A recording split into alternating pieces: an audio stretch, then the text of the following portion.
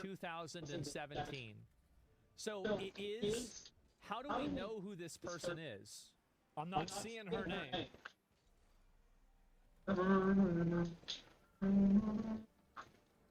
Maybe one more game. There.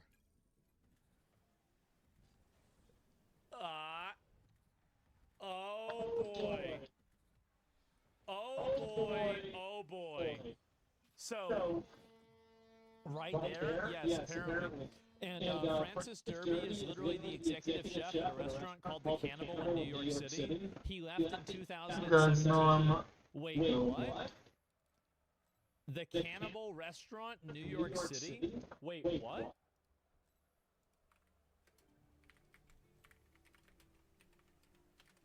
Oof, I have a silver, but he also has a. Hold up. That's actually Hold terrible. up. Is a beer and butcher. Where is it here? And its focus is on sustainable meat and the massive inventory of craft beverages. Did their top chef leave after the Epstein? Leave as a result of Epstein. As a result.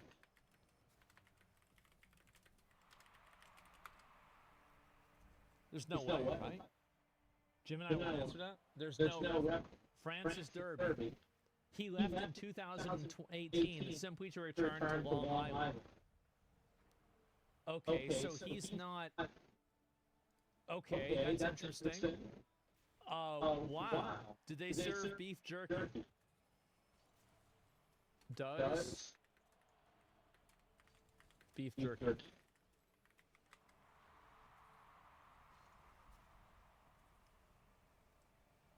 It was now famous for its extensive house-made charcuterie and offered a wide variety of snacks. Their menu traditionally focused on fresh butchery rather than standard dried beef jerky. What? Bro, that So was such an easy one to go did it for. How did he know? occasionally, but not really. So, who sends beef jerky to a lab for analysis? Wait, what? Hold up. Jeffrey Epstein to Steve Hansen. Old saying, dog ate my homework. Well, the dog ate the beef jerky. I was looking for the beef jerky as I knew it was in my suitcase, and I thought that maybe I left it on the beach, only to find a small plastic bag near my dog's bed. Hence, no beef jerky. I'll email Francis to make us some more, as I need 6 to 8 ounces to send to the lab. Then I'll forward to Francis the info to send to the lab directly. I think something's going on. I do. The lab is another code word? Well, you'd have to have repeated uses of it in ways that are inconvenient or confusing. So that's it. Is this beef jerky with adrenochrome? No, I don't think that's it either. I'm just like looking at everything. So what else are these people saying about it? 6 bags of beef jerky in the downstairs freezer. Why would anybody freeze beef jerky? Epstein said he was going to start eating regular food again. How is beef jerky not regular food? I am going to give this a point of credit, okay? Is that there are a lot of people that really eat a lot of beef jerky, and it causes digestive issues and problems. And because of that, they end up, like going back to eating normal food after that. How do I know that? Nobody knows. It's a mystery. And so anyway, yeah, Biltong can be frozen. Yeah, I think that's like made out of frogs, right? Nobody's been this excited about jerky. I haven't. I've been even more excited about jerky than this is. Yeah, I mean, what are you talking about? Demons eating missing children sounds closer than the alien disclosure.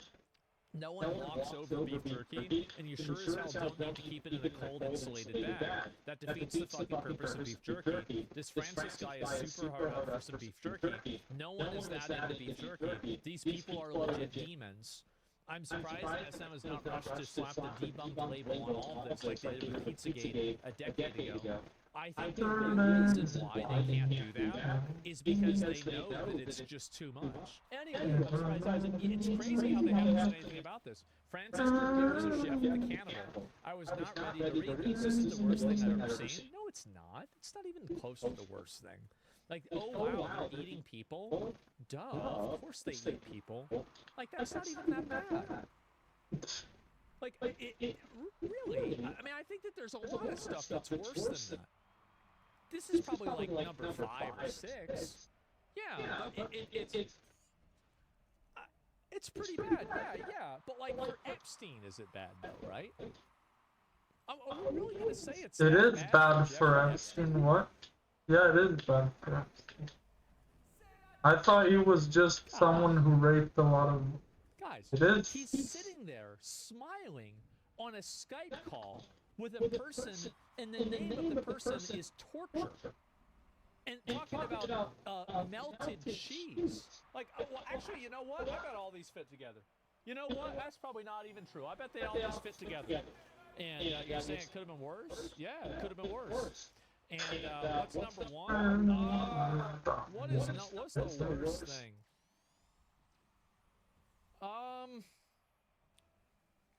I think that so I would say the worst thing. This is my opinion of the worst thing.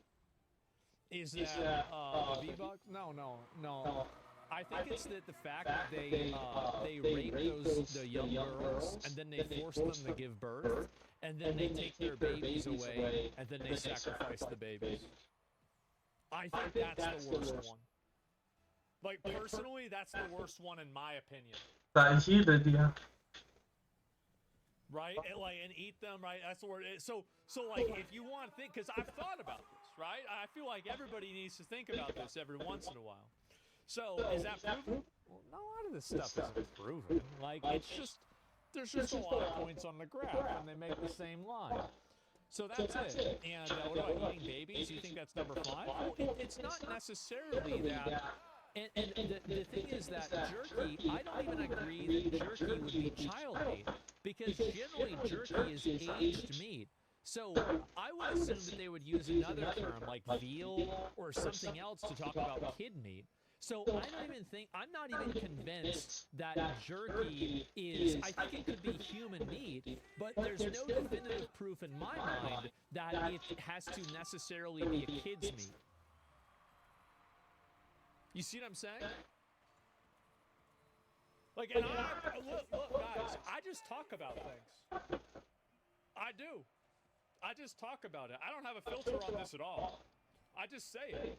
So, Well, guys, I'm gonna sleep now. Like, what? People have a little bit of shock. It's good to sleep earlier, like this early. It's good to sleep even earlier, though. Well, see you guys. I'm gonna go to bed.